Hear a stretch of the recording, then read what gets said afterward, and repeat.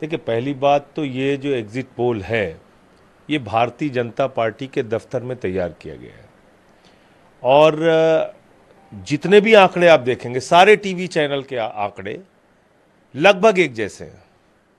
अब कौन यकीन करेगा कि 34% वोट शेयर बीजेपी को तमिलनाडु में मिल रहा है? कौन यकीन करेगा कि 0 से 2 सीट आम आदमी पार्टी को पंजाब में आ रही है? मतलब ऐसे आंकड़े आप दे रहे हो जिस पे लोग हंस रहे हैं। इसका मतलब आज आम आदमी पार्टी से सबसे ज्यादा नफरत किसको है? बीजेपी को है। बीजेपी ने अपने दफ्तर में बता दिया, भाई 0 से 2 सीट आएगी आम आदमी पार्टी की पंजाब में, लिख दो। वही एग्जिट पोल वाले लिख दे रहे हैं। तो मैं समझता हूं कि ये जो एग्जिट पोल है, ये बीजेपी के दफ्तर में बनाया गया एग्जिट पोल है। ये मोदी सरकार का एग्जिट पोल है। ये एग्जिट पोल जनता के वास्तविक निर्णय से दूर दूर तक कहीं भी मैच नहीं करता। जो जनता का एग्जिट पोल है, जो अलग अलग पार्टियों के नेता आज इंडिया गठबंधन की बैठक में बैठ के बता रहे थे, जो आंकड़े उन्होंने दिए और जो हम लोगों ने जनता से सर्वे किया, 295 से ज़्यादा सीटें इंडिया गठबंधन की आएंगी और इंडिया गठबंधन की सरकार बनेगी देश के अंदर। बाकी एग्जिट पोल में अभी उन्होंने, किसी ने 350 दिया है, किसी ने 400 दिया है। मैं तो हैरान हूं कि सिर्फ 400 क्यों दिया? 700 सीट दे सकते थे बीजेपी को। अखंड भारत से उनकी 700 सीटें आ सकती हैं।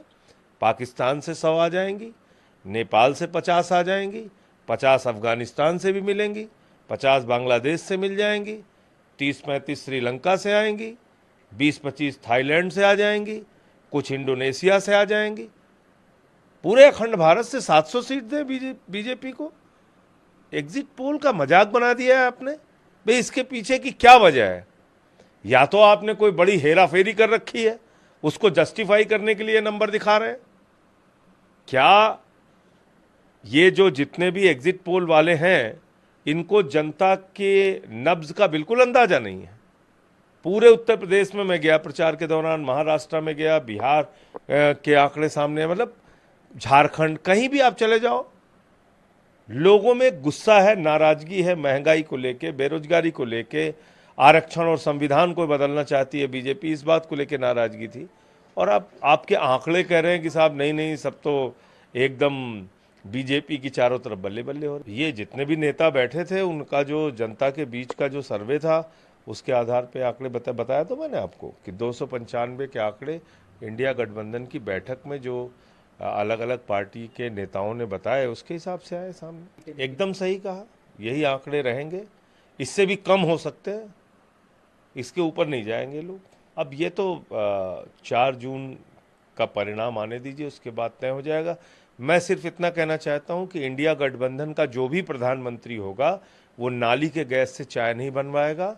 और कोरोना और तमाम बीमारियों को जो थाली बजा के, ताली बजा के और दिया जला के ठीक किया जाता है, वैसा कोई प्रधानमंत्री नहीं बनेगा जो कोरोना ताली बजा के ठीक करे। और इसके साथ साथ हमने देखा कि प्रधानमंत्री जी ने नोटबंदी करके, देश को बर्बाद करके, जिस तरीके से दावे कर रहे थे काला धन लाने के और तमाम पता नहीं क्या क्या झूठ बोला है उन्होंने इस देश के साथ, वो सब काम जो इंडिया गठबंधन का प्रधानमंत्री बनेगा वो नहीं करेगा निश्चित रूप से। क्योंकि देखिए, संविधान बदलेगी बीजेपी, आरक्षण खत्म करेगी, ये बात उत्तर प्रदेश के घर घर में पहुंची है।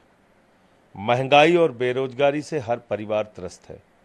तो यूपी हो, बिहार हो, नॉर्थ इंडिया हो, देश हो, हर जगह एक गुस्सा, एक नाराजगी मोदी सरकार के प्रति और बीजेपी के प्रति है। और याद रखिए, इनका जो आज का एग्जिट पोल है, ऐसा ही एग्जिट पोल बढ़ा चढ़ा के इन्होंने 2004 में दिया था। 2004 में कितना बढ़ा चढ़ा के एग्जिट पोल दिया था, इंडिया साइनिंग, चारों तरफ। तो बीजेपी वाले झूठ फैलाने के मास्टर हैं और प्रोपागेंडा करने के मास्टर हैं।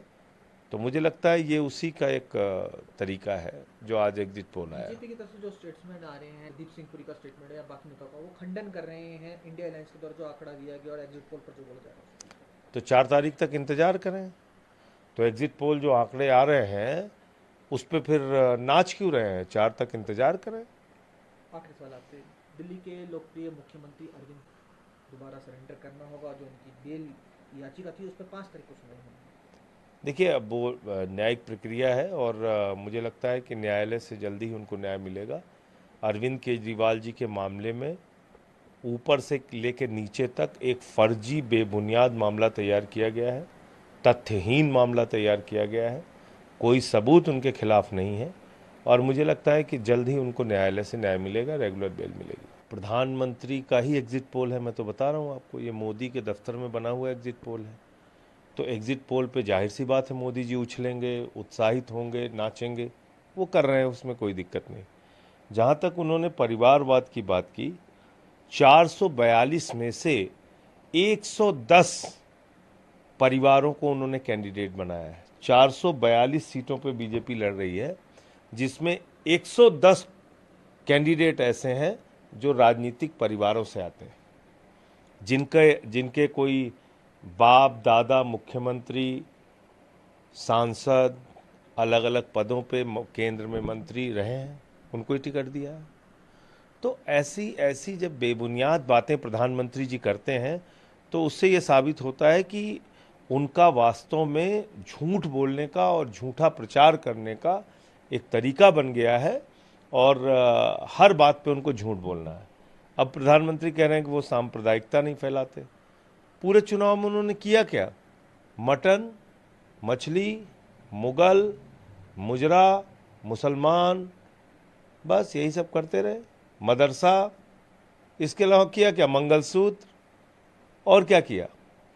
तो और फिर अब तो वो खुद भी कह रहे हैं कि हमारा बायोलॉजिकल जन्म हुआ नहीं है, मैं तो अवतार हूं। तो उनको सत्ता की क्या जरूरत है? जब वो भगवान ही हैं तो क्या करेंगे प्रधानमंत्री बन के? अब उनको भगवान बन के आशीर्वाद देना चाहिए पूरे देश को।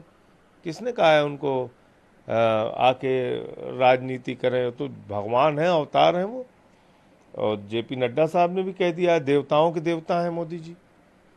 और वो उनका संबित पात्रा है, वो कह रहा है कि भगवान जगन्नाथ ही उनके भक्त हैं। तो जब बड़े बड़े भगवान उनके भक्त हैं, भाजपा वाले गाना बनाए हुए हैं कि जो राम को लाए हैं, जब मोदी जी खुद ही राम को लाए हैं, तो आप समझ सकते हैं कितने बड़े आदमी हैं वो। तो किसी को भी कुछ भी बोल सकते हैं। तो इसलिए मैं समझता हूँ कि जहाँ तक भ्रष्टाचारियों का सवाल है, जितने भ्रष्टाचारी हैं देश भर के, आज सब नरेंद्र मोदी के साथ हैं।